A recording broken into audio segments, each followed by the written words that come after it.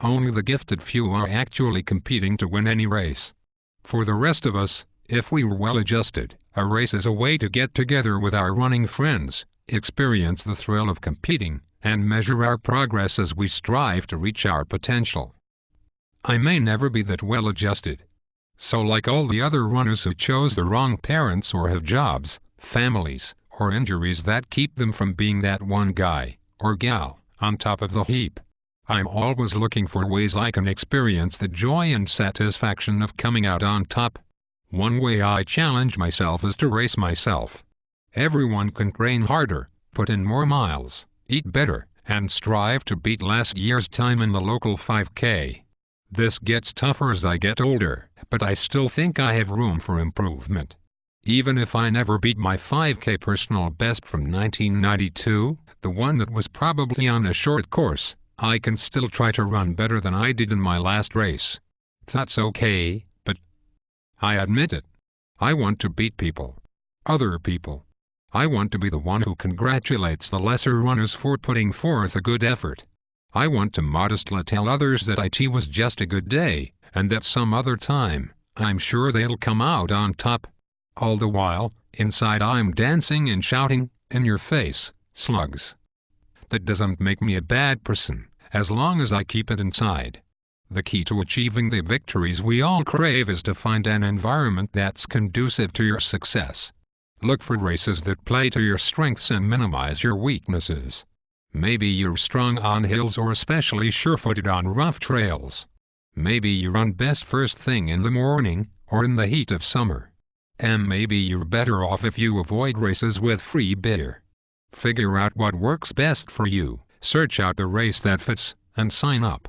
Unfortunately, even in the perfect race for me, after a great season of training and a good night's sleep, someone faster always shows up. I have to face it, that's usually going to be the case. Then I have to create the environment that allows me to succeed. Narrow things down, twist the rules if necessary, not too far. Get choosy enough, and I can be a winner. When I joined the Somerville Road Runners Running Club and started running our free weekly fun run/race, I began to recognize other regulars who always finished at about the same time I did. I got to know them. I drank beer with them. I learned their kids' names. And I worked to beat them, as they worked to beat me. Some of them knew we were racing, others never knew that I was stalking them every Thursday night. Friendly races within the larger race can be a lot of fun. If you try, and just can't beat your friends, sign up for a relay race with them and let the faster runners carry you to victory.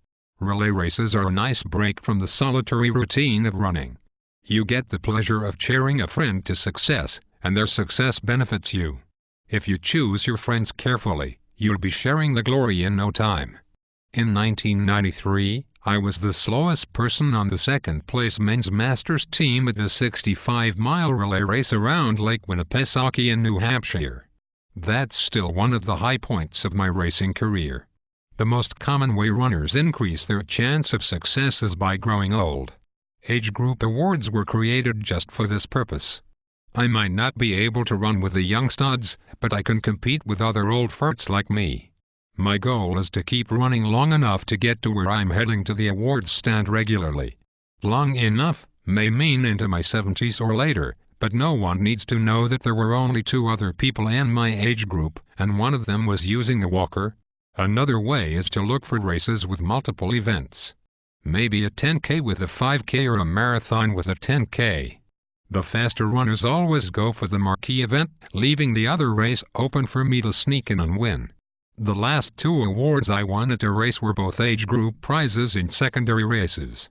Note, don't go so far as to enter a race for kids, that would be tacky. There are other categories to aim towards. Handicapped people tend to frown on people who walk up to register for the wheelchair division. But anyone can be fat. Heavier people can win races with Clydesdale and Philly divisions without having to beat the scrawny types who train on air and vegetables. You can clean up at both the awards ceremony and the post-race spread. Unfortunately, a lot of the Clydesdale prizes end up being won by tall, fit guys rather than short, fat guys. There are plenty of other choices. Races have divisions for runners in red dresses, runners pushing beds, and even naked runners.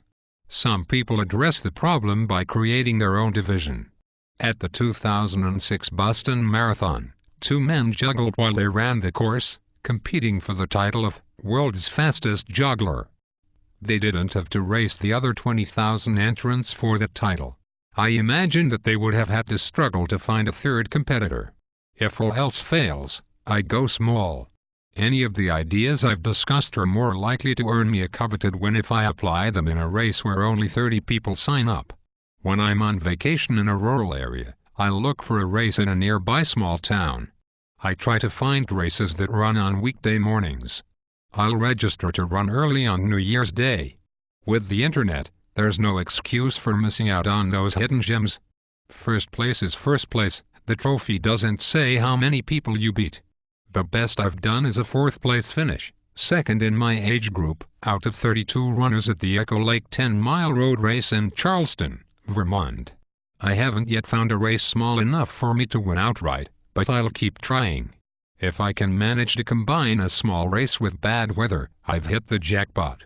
On a cold, rainy day, runners will stay home in droves.